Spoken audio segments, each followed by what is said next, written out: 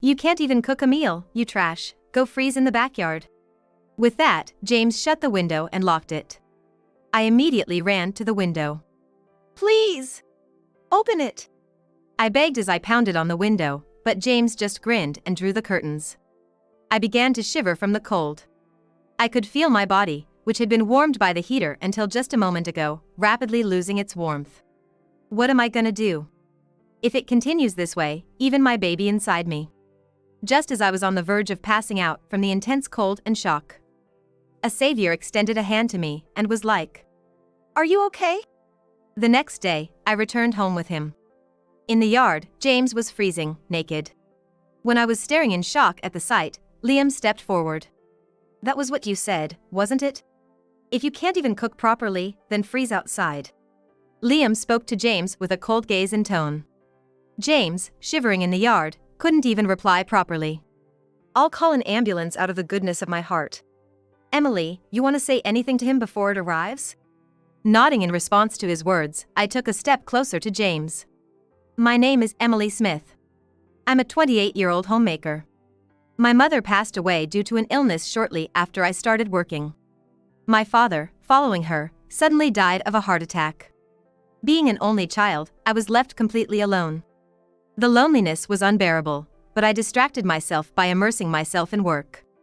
"Emily, are you okay? You seem to be pushing yourself." The one who reached out to me during that time was my husband, James. He had a way of comforting my grieving heart, always there to support me when I was crying alone. Then, once I had somewhat recovered, he pursued a relationship.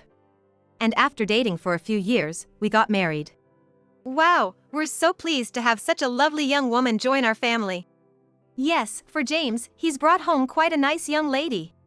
After our wedding, I started living with James' family. We got along very well. "Emily, I saw on TV the other day that there's a new cafe near the train station. Let's go together sometime." "Yes, I'd love to."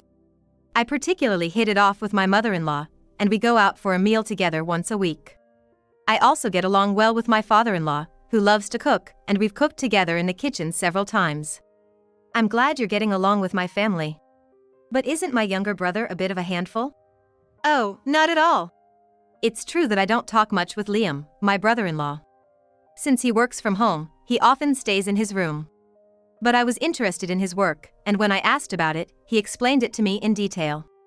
So I've been getting along well with James' family. A few years after we got married, I became pregnant with James' child. Given the severity of my morning sickness, I decided to quit my job. I think that's a good idea. Yeah, don't push yourself. This wasn't just my decision. I discussed it thoroughly with James' family. In fact, the earnings of both James and Liam are enough for us to live on, and I also have savings. Besides, my father-in-law works, and my mother-in-law has a part-time job, so there's no problem with me quitting. Man, pregnant women have it good. They don't have to work and no one complains. Lately, though, James has been complaining about this. James was also present during our discussions, and at the time he was the first to suggest I should quit. Just a freeloader without a job. Acting all high and mighty. Who's acting high and mighty? When did I ever order you around? I'm the one cleaning up the clothes you leave around, you know? That being said, I've always been a competitive person, and I would always prove James wrong. You should have spoken up during our discussions if you had complaints. Exactly.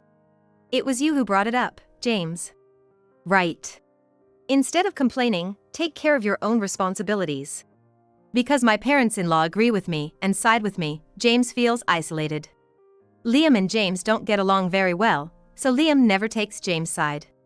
James looks down on me because I work from home. He doesn't listen to me and doesn't consider me a help at all. That's what Liam murmured. That's why Liam doesn't even join such conversations. James doesn't like this situation, and when we're alone, he complains even more. Just because my family likes you doesn't mean you should get too cocky. I'm not getting cocky. Everyone is just being reasonable. Even if it were just the two of us, I never lost to James.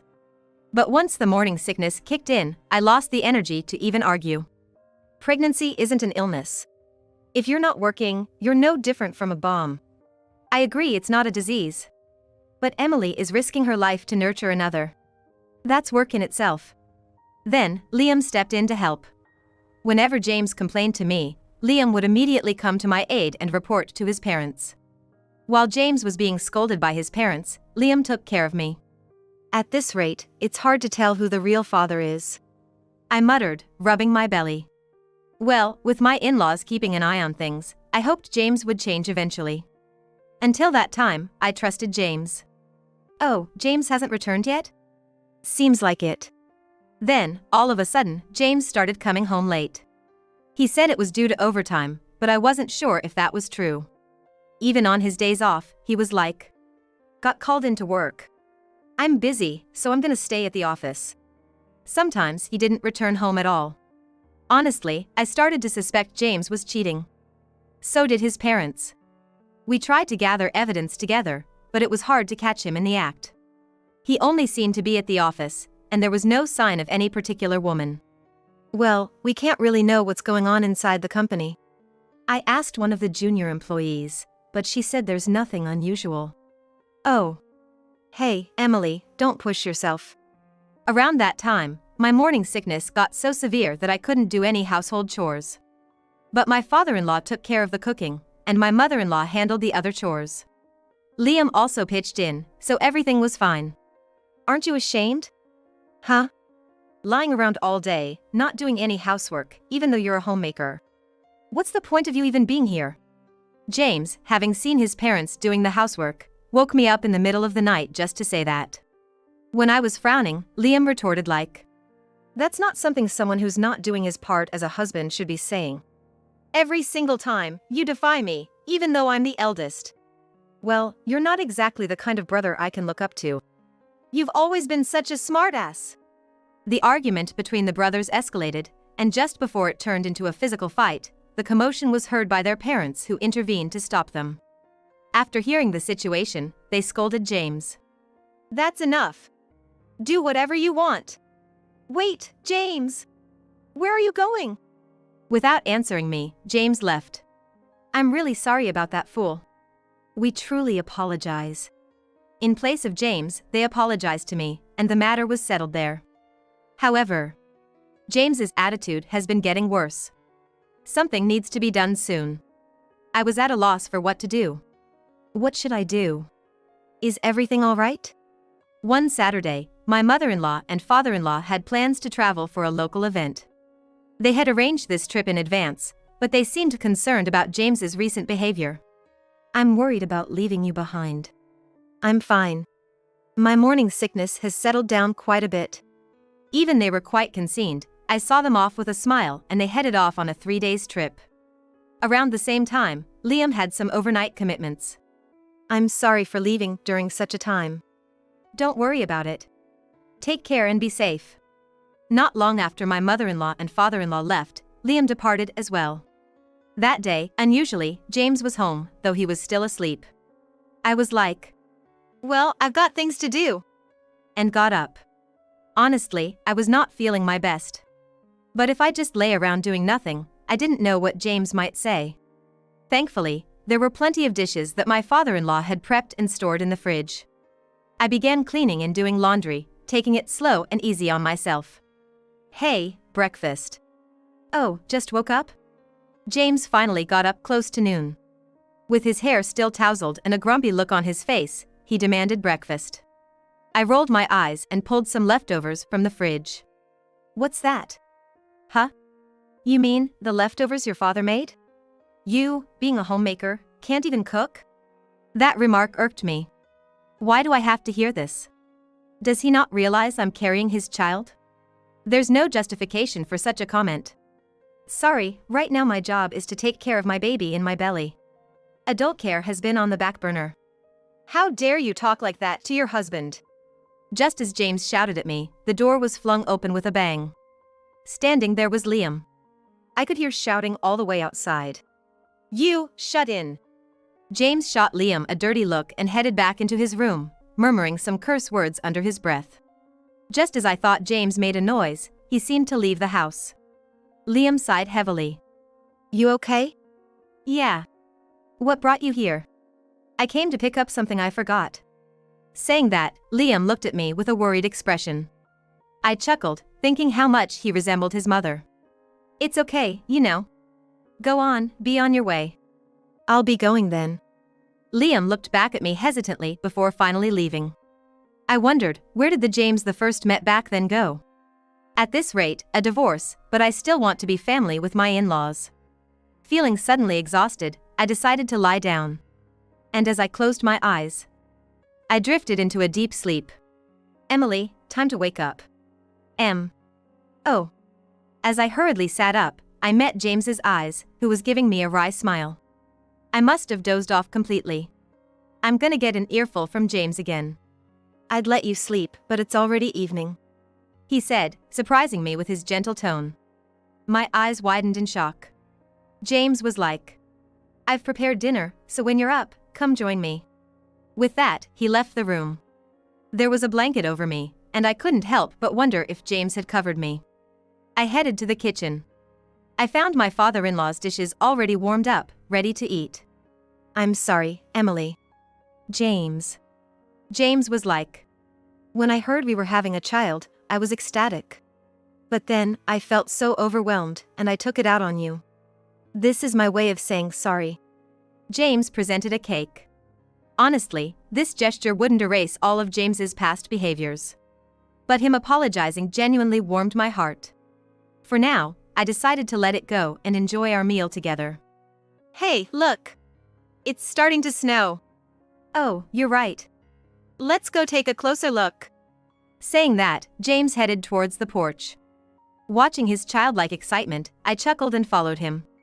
The sight of the white snow falling against the backdrop of the night was indeed beautiful. As I came from an area where it rarely snowed, this scene felt fresh to me.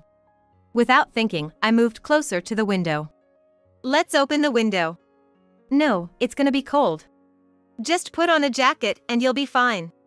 As he draped a jacket over me and opened the window, the chilly wind rushed in. Just as I was bracing myself against the cold, James tugged at my arm. Huh? Before I knew it, I was outside. Turning around, there was James, grinning mischievously. You're a homemaker, and yet you don't do the housework? That makes you a failure as a wife. Reflect on that tonight. Excuse me? What are you talking about? You can't even cook a meal, you trash. Go freeze in the backyard. With that, James shut the window and locked it. I immediately ran to the window. Please! Open it! I begged as I pounded on the window, but James just grinned and drew the curtains.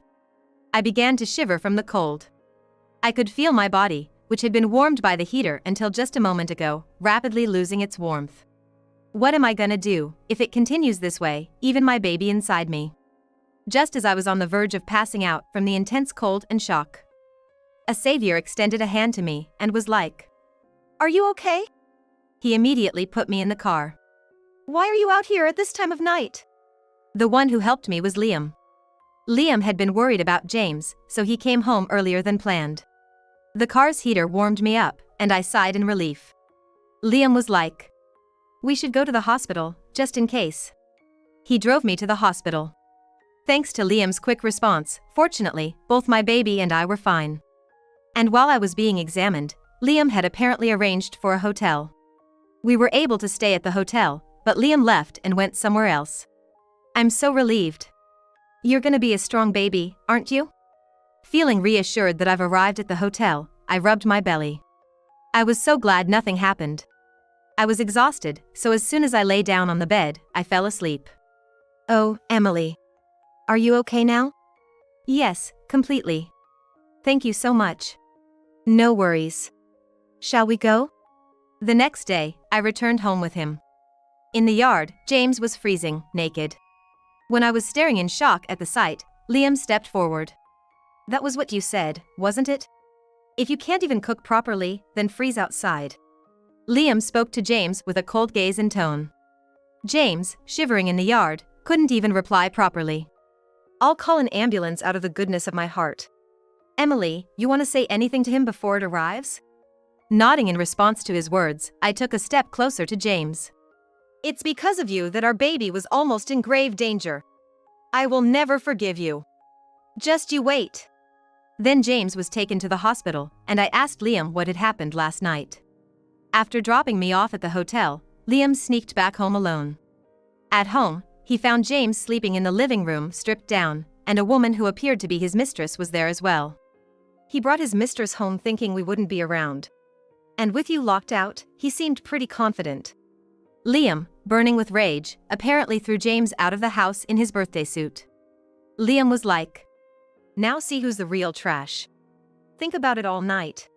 He then grilled the shocked mistress for information, got evidence, and forcibly sent her back to her place. It turns out she also had a family, and by the time he informed them of everything, dawn was approaching. He took a short nap in the car and then came to pick me up. That's how it all went down. I've spoken to my parents. They said they're gonna come home today. He told me with a gentle smile and stayed by my side until they returned. It's gonna be okay now. Liam, thank you so much. Nah, I just did what had to be done. Thanks to him, I could feel safe at home. Emily, I'm so sorry. That idiot, I can't apologize enough. They apologized immediately upon their return and went straight to giving James a piece of their mind. James was forced to pay child support and was then decided to be kicked out. I'm so sorry. It was just a lapse in judgment. Emily, I truly love only you. But as James clung to me, I ignored him. As if it's just me. I wish he'd stop taking me for a fool. Don't look at me like that. Suddenly, James flared up, raising his hand at me. Enough is enough. My damn son! Liam grabbed and twisted James's arm. With the intervention of my father-in-law, James was easily overpowered. Emily! I really just lost my mind for a moment. Emily! I watched him being thrown out by the two men, all the while being held by my mother-in-law. He was pathetic until the very end. As for James, that's all I ever thought. By the way, Liam's pretty strong, isn't he? Considering what just happened, and the way he tossed a full-grown man outside. I was genuinely surprised by Liam's strength. Oh, yeah? He used to do combat sport back in the day. I definitely wouldn't use a move on an amateur, though. Liam, who had returned, said this with a refreshing smile. I couldn't help but feel a flutter in my heart at his smile, and my mother-in-law laughed upon noticing. With such good looks and strength, it's almost surprising he doesn't have a girlfriend. Oh, hush. Seeing him look away bashfully after my mother-in-law's remark, I couldn't help but find it endearing. From then on, I decided to stay and be cared for in my in-laws' home since I had no family or reliable person to turn to. If you'd allow, I'd love to hold your baby. Of course, anytime. Right now, the four of us are eagerly awaiting the birth of my precious baby. Upon talking to Liam, it turns out that James' affair was with a junior from his office. No wonder she wouldn't spill the beans when asked. The two of them were sneaking around and getting cozy at various spots.